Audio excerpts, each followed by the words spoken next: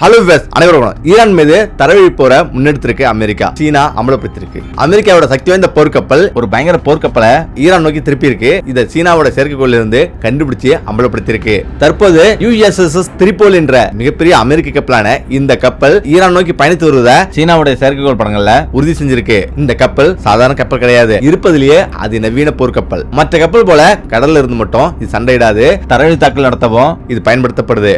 முக்கியமா இதோட பின்பகுதி கடலுடன் இணைக்கப்பட்டிருக்கும். அது கரைக்கு நெருக்க வந்து அதோட பின்பகுதி தரையில் நிறுத்தப்பட்டிருக்கும். உடனடியா பீரங்கி அதன் மூலம் இறக்கப்படும். அது மட்டும் இல்லாம இந்த கப்பல்ல ஹெலிகாப்டர், போர் விமானம் அப்படின்னு இதுல தரையிலிருந்து, வானில இருந்து, கடலில் தாக்கக்கூடிய 3 வழிகளிலுமே தாக்க முடியும். இந்த கப்பல் ஒரு பகுதிக்கு செல்லுதுன்னா கண்டிப்பா அங்க தரைவழி தாக்குதல் நடத்த போகுது அப்படின்னு அர்த்தம். ஏன்னா இதுல 2000 ராணுவ வீரர்கள் வரலையும் தங்கியிருப்பாங்க. இதுல உள்ள ராணுவ வீரர்கள் சிறப்பு பயிற்சி பெற்றவங்க, திடீர் தாக்குதல்ல பேரு பெற்றவங்க. இந்த கப்பல் எப்போதுமே இந்தோ பசிபிக் கடல்ல தான் இருப்பாங்க. இவங்க ஏதாவது ஒரு பிரச்சனை அப்படின்னா அந்த பகுதிக்கு வேகமா போவாங்க. தற்போது இந்த கப்பல் வளைகுடா பகுதியை நோக்கி நகர்ந்து சென்றிருக்கு. இதுதான் பெரிய பரபரப்பு வந்து ஏற்படுத்தியிருக்கு. ஈரான் மீது போர் தொடுத்து தற்போது 3 வாரங்களை கடந்துருச்சு.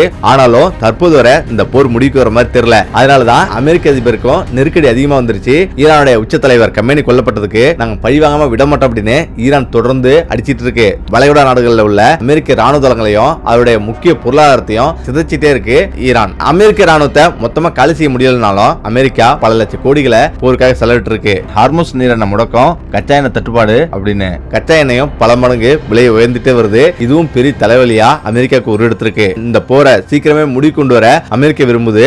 எனவேதான் தரைவழி தாக்குதலுக்கு ரெடி ஆயிட்டு இருக்கு.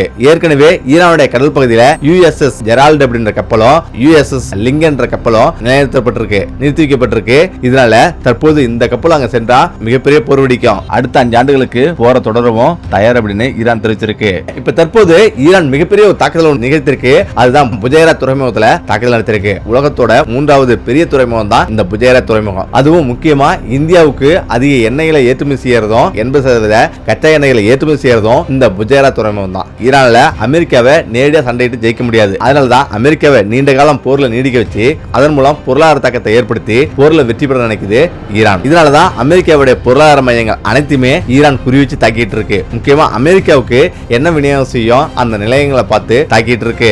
அது மட்டும் இல்லாம வங்கிகள், அமெரிக்க ராணுவ தளங்கள், தூதரகம் அப்படின்னு ஒன்று விடாம தொடர்ந்து தாக்கிட்டு இருக்கு. இந்த ராணுவ தளங்கள் மீதும் அதுக்கு கிடைக்கும் எரிபொருள் கிடங்குகள் மீதும் ஈரான் ட்ரோன் தாக்குதலை வீசி தாக்கல் நடத்திட்டு இருக்கு. அப்படிதான் இன்னைக்கு ஐக்கிய அரபு அமீரகத்தில் உள்ள புரைஜா துறைமுகம் மீதும் தாக்கல் நடத்திருக்கு ஈரான். இதுல JSW என்ற நிறுவனம் மிகப்பெரிய அளவுல இந்தியாவுக்கு கச்சா எண்ணெய் கொடுத்துட்டு இருக்கு. இது ஒரு இந்திய நிறுவனம் கூட.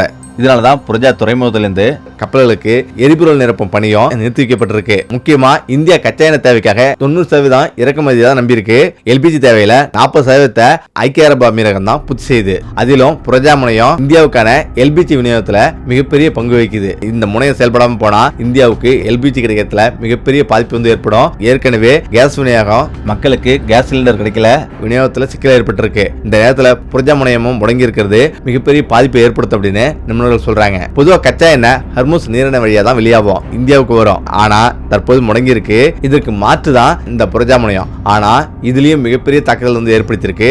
இது இந்தியாவுக்கு மிகப்பெரிய சிக்கலை ஏற்படுத்தியிருக்கு. இன்னொரு பெரிய பிரச்சனை கச்சா எண்ணெய் விலை உயர்தான். இது இப்படியே நீடிச்சது அப்படின்னா கச்சா எண்ணெய் விலை பல மடங்கு உயரும். அதே நேரத்தில் LPG சிலிண்டர் விலையும் உயரும். பெட்ரோல், டீசல், அனைத்து விதமான எரிபொருளும் விலையேறக்கூடும். அமெரிக்கா தற்போது கார்கில்ல மிகப்பெரிய தாக்குதல் நிகழ்த்தியிருக்கு. இஸ்ரேல் ஈரான் அமெரிக்கா போர்ல மிகப்பெரிய ஒரு அதிர்ச்சியை வந்து ஏற்படுத்தியிருக்கு. கார்கில் தீவில் நடந்த அந்த தாக்குதல்.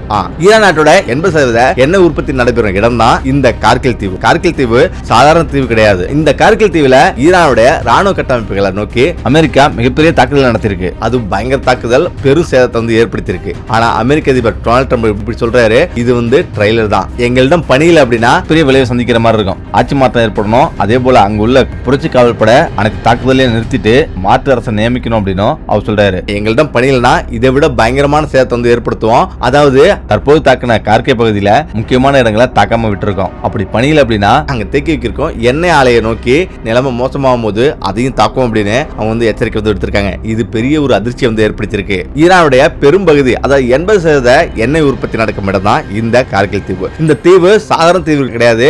இது ஈரான் துறைமுகத்திலிருந்து 23 கிலோமீட்டர் தூரத்துல இந்த தீவு வந்து அமைஞ்சிருக்கு. அதே நேரத்தில் ஹார்முஸ் நீரிணையிலிருந்து 500 கிலோமீட்டர் தூரத்துல இந்த தீவு வந்து அமைஞ்சிருக்கு. அமைஞ்சிருக்கு. இந்த தீவுல பெரும்பாலும் எண்ணெய் டேங்கர்களையும் எண்ணெய் சுத்திகரிப்பு நிலையத்தையும் எண்ணெய் ஆலைகளையும் இங்க நிறுவி இருக்குது ஈரான். இங்கிருந்து ஒரு நாளைக்கு 1 பில்லியன் பேரல் எண்ணெயை தற்போது அந்த தீவுல மிகப்பெரிய எண்ணெய் டேங்கர்களும் பெரிய பெரிய கப்பல்களும் அங்க நிக்கிறது செயற்கைக்கோள் மூலமா கடந்த புதன்கிழமை அமெரிக்கா தெரிஞ்சுக்கிட்டாங்க. அதனால ஒரு நாளைக்கு 1.5 மில்லியன் பேரல்களை இங்கிருந்து ஏற்றுமதி செய்யுது ஈரான். ஈரானுடைய பெட்ரோல் அமைப்புகளுக்கும் பொருளாதாரத்துக்கும் இது மிக முக்கியமான ஒரு தீவா இருக்கு. இந்த தீவு அமெரிக்க உளவு அமைப்பான CIA இந்த தீவை பத்தி தெரிவிச்சிருக்கு. அதாவது ஈரானுடைய முக்கிய புள்ளியே இங்கதான் இயங்குது. கார்கில் தீவுல எண்ணெய் சேமிக்கும் இடம் முக்கியமா பார்க்கப்படுது. ஈரான் அதன் கச்சா எண்ணெய் வர்த்தகத்துல மொத்த ஏற்றுமதியும் இங்கதான் செய்யப்படுது. அப்படின்னா மிகப்பெரிய சேமிப்பு கிடங்களை இங்க வச்சிருக்குன்னு சொல்லுது. இந்த தீவுல இருந்து பல குழாய்கள் ஈரானில் உள்ள எண்ணெய் வேலைகளுக்கு செல்லுது. அங்கிருந்து எடுக்கப்படும் கச்சா எண்ணெய்களை நேரடியா இந்த தீவுல உள்ள ஆலை கொண்டு வராங்க. உடனடியா இதை சுத்திகரிப்பு செஞ்சு அங்கிருந்து தான் எண்ணெய் ஏற்றுமதி செய்யறாங்க. ஈரானுக்கும் 90% எண்ணெய் இங்க இருந்தா போகுது அப்படின்னு அவங்க சொல்றாங்க.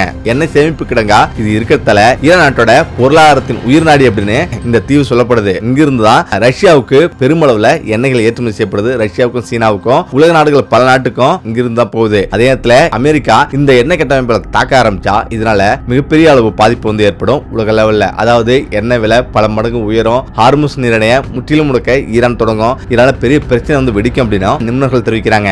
அதே நேரத்தில் ஈரான் நாட்டோட 90% ஏற்றுமதி இந்த தீவுல இருந்து தான் போகுது. இது தாக்க ஆரம்பிச்சா ஈரானுடைய செயல்பாடு முற்றிலும் பாதிக்கும்.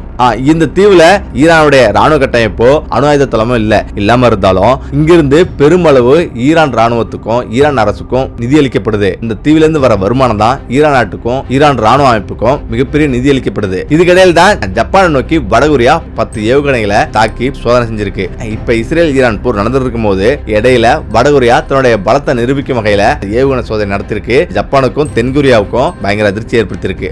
இது 400 கிலோமீட்டர் தூரம் சென்று தாக்கக்கூடிய ஒரு பயங்கரமான ஏவுகணை சொல்லப்படுது. இது தென்கொரியாவுக்கும் ஜப்பானுக்கும் இடையில பக்கத்திலே போய் விழுந்திருக்கு. இதனால அந்த நாடுகள் அதிர்ச்சியில் மூழ்கி இருக்கு. எப்ப போர் வந்தாலும் நாங்க அதுக்கு தயார்னு சொல்ற மாதிரி வடகொரியா இருக்கு. முக்கியமா துபாய்க்கு விழுந்த மரணடி இனி பழையபடி வருவதே கஷ்டம்தானா. மத்திய கிழக்கு போர் 16வது நாள எட்டியுள்ள நிலையில ஈரான் தாக்குதலால அந்த பிராந்தியம் முழுவதும் பதட்டத்திலே இருக்கு. அமெரிக்க தளங்கள் இருக்கும் அண்டை நாடுகள் மீது ஈரான் தொடர்ச்சியா தாக்கல் நடத்தி வருது. துபாயின் மெரினா அல்சபு பகுதியில பெரும் சத்தம் கேட்குது.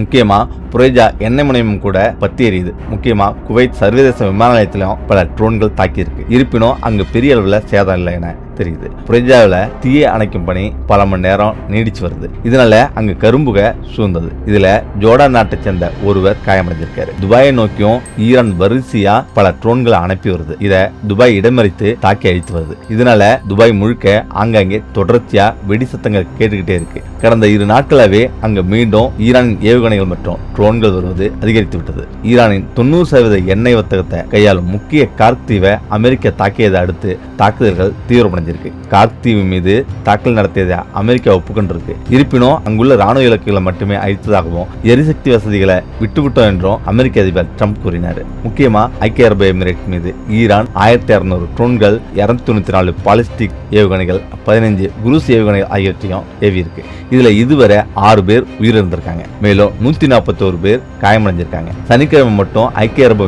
எமிரேட்ஸ் மீது 9 பாலிஸ்டிக் ஏவுகணைகள் மற்றும் 33 ட்ரோன்கள் ஏவப்பட்டிருக்கு. இப்படி அமீரகத்தை நோக்கி வரிசையா ட்ரோன்கள் ஏவுகணைகள் வந்து கொண்டே இருக்குது. இது உலகிலேயே பாதுகாப்பான புகலிடங்கள்ல ஒன்று என்ற அமீரகத்தின் பிம்பத்தை காலி செய்வதா இருக்குது. நிலையை சமாளிக்க அமீரகம் தொடர்ச்சியா பல நடவடிக்கைகளை எடுத்து வருது. உறுதி செய்யப்படாத தகவல்களை பகிர வேண்டாம் என கேட்டுக்கொள்ளப்பட்டுள்ளது. அதே போல பாதுகாப்பு அல்லது முக்கிய தளங்களை படம் எடுக்கவோ பகிரவோ வேண்டாம் என காவல்துறை எச்சரித்தது. தாக்குதல் வீடியோவை சமூக வலைதளங்களில் வெளியிட்டதாக கூறப்படும் 10 வெளிநாட்டினர் கைது செய்யப்பட்டுள்ளது குறிப்பிடத்தக்கது.